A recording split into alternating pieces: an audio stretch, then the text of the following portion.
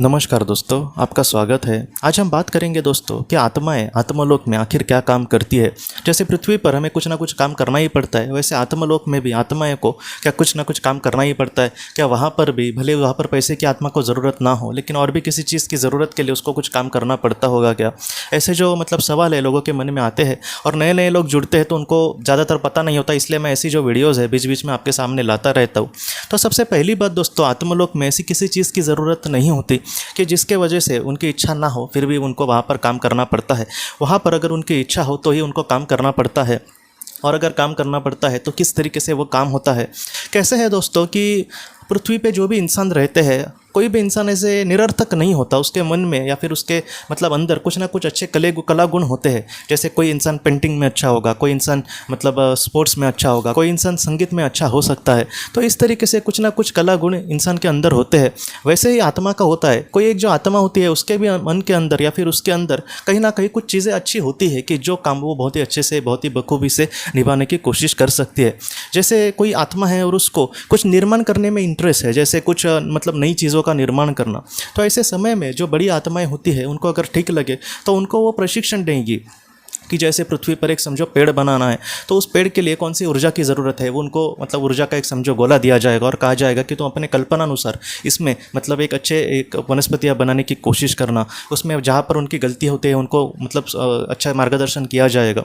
तो इस तरीके से ये जो बातें हैं दोस्तों लिखी है किताबों में, इसलिए मैं कह रहा हूँ। डॉक्टर माइकल न्यूटन जी की किताब आत्माओं की यात्रा और आत्माओं की महायात्रा, इसमें कुछ ऐसी बातें लिखी है।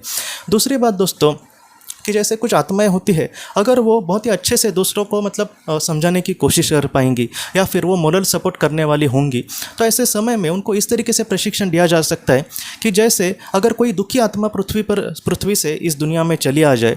जैसे एक कोई महिला है और वो एकदम बहुत ही ज़्यादा दुखी है, जैसे जीवन उसका बहुत ही ज़्यादा दुख भरा है, उसके जीवन में उसके 2-3 बच्चे हैं, बहुत ही ज़्यादा गरीबी में वो जी रहे हैं, और इस महिला की किसी बीमारी की वजह से या फिर दुर्घटना की वजह से अचानक मृत्यु हो गई। तो ऐसे वक्त में वो जो आत्मा होगी उस महिला की, बहुत ज़्यादा वो दुखी होगी, क्योंकि उसको अपने बच्चों की फिक्र होगी। उसको ये लगता होगा कि अरे मैंने तो सोचा था कि अपने जीवन में मैं आगे थोड़ी सी मेरी कंडीशन अच्छी हो जाएगी तो मैं अपने बच्चों को पढ़ाऊंगी, बाद में कभी मैं बूढ़ी होकर इस दुनिया से चली जाऊंगी। मेरे जाने के पहले मैं अपने बच्चों को बहुत ही खुशी भरी ज़िंदगी जीते हुए देखना चाहती हूँ, लेकिन भगवान ने तो मुझे एकदम तुरंत बुला लिया। तो ऐसे समय में वो जो महिला की आत्मा होगी वो बहुत ही ज़्यादा दुखी होगी। तो वहाँ पर ऊपर आत्मलोक में कुछ ऐसी आत्माएं होती है कि जिनको ऐसे आत्माओं को समझाने की कोशिश करना, उनके सामने सारी बातें रखना कि आखिर तुम्हारे जीवन में ऐसा आपका समय क्यों आया। तो इस तरीके से उनको समझाने के लिए ऐसी आत्माओं की चयन किया जाता है जो दूसरों को बहुत ही अच्छे से, बहुत ही दिल से समझाने की कोशिश करे। जैसे पृथ्वी पर आपने देखा होगा कि कोई एक बीमार इंसान हो तो उसके सामने कभी कुछ लोग कैसे भी बेवकूफ़ जैसी बातें करते रहते हैं। तो इस तरीके से चीज़ें होती है। तो ऐसे लोगों का वहाँ पर कुछ भी काम नहीं है, लेकिन जो दिल से उनको थोड़ा सी प्रेरणा दे, थोड़ी सी शक्ति दे, आत्मशक्ति दे, जिससे वो आगे डरे ना। तो इस तरीके से ऐसे जो पैर से बात करने वाले जो लोग हैं उनमें वैसे कला गुण हुए, तो ऐसी आत्माओं को ऐसा काम वहाँ पर दिया जाता है। बहुत बार जैसे एरिक मेडहस की हम बात करें तो एरिक ने क्या किया था दोस्तों, उसने सुसाइड किया था और वो आत्मलोक में चला गया था। तब एरिक को कुछ इस तरीके से प्रशिक्षण दिया था उसकी आत्मा को कि ऐसे सुसाइड करके आने वाली जो आत्माएँ हैं तुम उनको समझाने की कोशिश करना, ताकि तुम उस परिस्थिति से गुजर चुके हो। जब इंसान आत्महत्या करता है, आत्महत्या के बाद उसको बहुत ही ज़्यादा पछतावा होता है कि अरे रे मैंने ये क्या कर दिया, मैंने अपने जीवन को वेस्ट कर दिया। तो ऐसी आत्माएं जो होती है वो भी थोड़े से दुख में, पछतावे में चली जाती है। तो एरिक को ये कहा गया कि तुम उनको कुछ समझाने की कोशिश करो, और आज भी एरिक उसी तरीके से बहुत ही अच्छे से काम कर रहा है दोस्तों। तो आत्मलोक में जो आत्मा होगी वो दिल से कुछ करना चाहे, ऐसा भी नहीं कि एरिक अगर उस काम को या फिर कोई दूसरी आत्मा उस काम को बहुत ही अच्छे से कर पा रही है तो उसके ऊपर वो काम का बोझ डाला जाएगा, ऐसा नहीं है। अगर उसकी आत्मा की भी खुद की इच्छा हो तो ही वो काम उसको दिया जाएगा। तो इस तरीके से जो आत्माएं होती है वो आत्मलोक में काम करती है। अब आप ये कह सकते हैं कि पृथ्वी पर जो भी हम काम करते हैं उसका कुछ ना कुछ हमें फ़ायदा मिलता है। तो आत्मलोक में ऐसी अगर आत्माएं कुछ काम करती है तो क्या उसका कुछ फ़ायदा उसको मिलता है क्या? कुछ लोग ये भी कहेंगे कि वो बस सेवा के लिए करते होंगे, तो ऐसा नहीं है दोस्तों।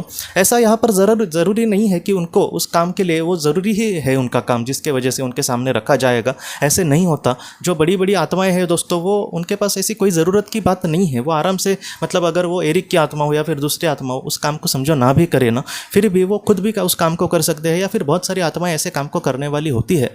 लेकिन अगर किसी आत्मा को ऐसी अच्छी जिम्मेदारी ये काम दिया जाए और वो उसको बहुत ही अच्छे से निभाने की कोशिश करे, तो ऐसे वक्त में उस आत्मा को भी बहुत ज़्यादा उसका फ़ायदा हो सकता है दोस्तों।